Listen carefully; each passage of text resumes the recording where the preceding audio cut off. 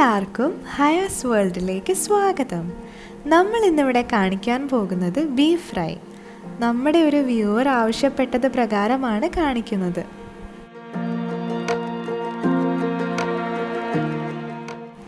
ആദ്യം മസാല തയ്യാറാക്കാം.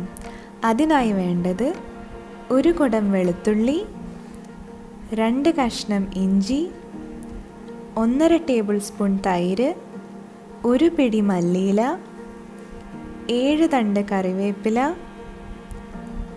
1 table spoon കുരുമുളക്, 1.5 ടീസ്പൂൺ മഞ്ഞൾപ്പൊടി, 1 ടേബിൾ സ്പൂൺ മുളക് പൊടി, 1/2 ടേബിൾ സ്പൂൺ മല്ലിപ്പൊടി, 1/4 ടീസ്പൂൺ ഗരം മസാല, ആവശ്യത്തിന് ഉപ്പ്. ഈ ഗരം മസാല നമ്മുടെ ഇവിടെ വീട്ടിൽ തന്നെ ഉണ്ടാക്കിയതാണ്.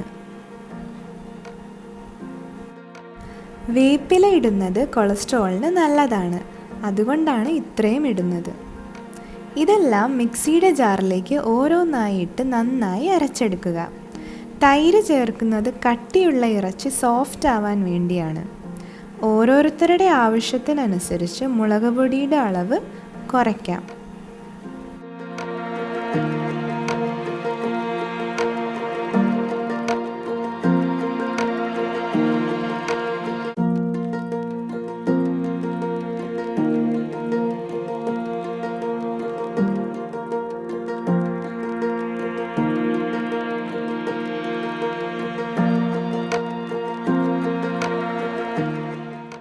അടുത്തതായി 1 കിലോ ബീഫ് കഴുകി വാരി വെള്ളം പോയതിനു ശേഷം കുക്കറിലേക്ക് ഇടുക.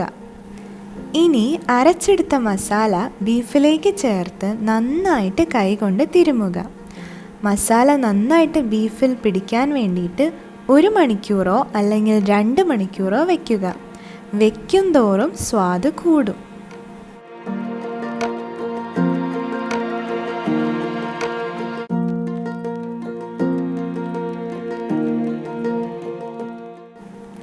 അതിനുശേഷം കുക്കർ അടച്ച് വെയിറ്റിട്ട് ഹൈ ഫ്ലെയിമിൽ വയ്ക്കുക. ആദ്യത്തെ സ്റ്റീം വന്നതിന് ശേഷം സിമ്മിലാക്കി വെച്ച് 15 മിനിറ്റ് കഴിയുമ്പോൾ ഫ്ലെയിം ഓഫ് ചെയ്യുക. എന്നിട്ട് വെയിറ്റ് പതുക്കെ പൊക്കി സ്റ്റീം കളഞ്ഞ് കുക്കർ തുറക്കുക. ബീഫ് വെന്തോ എന്ന് നോക്കുക. വെന്തില്ലെങ്കിൽ കുക്കർ അടച്ച് വെയിറ്റിട്ട് വീണ്ടും 15 മിനിറ്റ് കൂടി വയ്ക്കുക. ഫ്ലെയിം ഓഫ് ചെയ്തതിന് ശേഷം വേഗം തന്നെ സ്റ്റീം കളഞ്ഞില്ലെങ്കിൽ അകത്ത് വെള്ളം കൂടും. ഇനി കുക്കർ തുറന്നതിന് ശേഷം വെള്ളം മുഴുവൻ വറ്റുന്നവരെ ഇളക്കുക.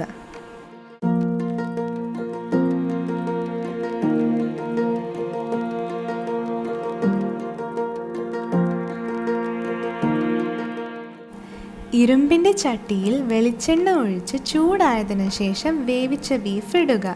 ഇരുമ്പിൻ്റെ ചട്ടിയുള്ളവർ അതിലിടുന്നതായിരിക്കും കൂടുതൽ നല്ലത്.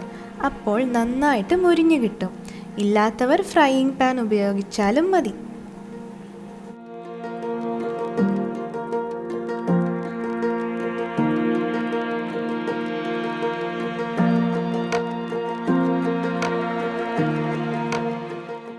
ഇനി നമ്മുടെ വീട്ടിലുണ്ടായ കറിവേപ്പില കൂടി ഇടാം.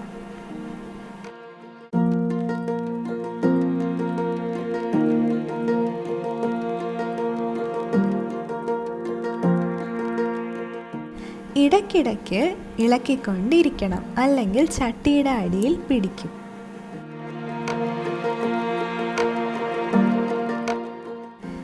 നല്ല മുരിഞ്ഞു വരുന്നവരെ ഇളക്കുക.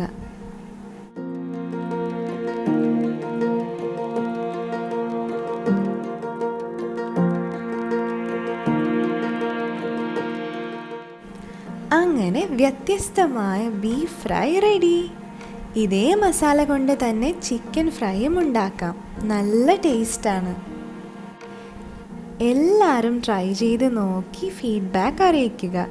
ഇഷ്ടമായെങ്കിൽ ലൈക്ക്, ഷെയർ, സബ്സ്ക്രൈബ് ചെയ്ത് അടുത്തുള്ള ബെല്ലൈക്കൺ കൂടി അമർത്തുക. Thank you.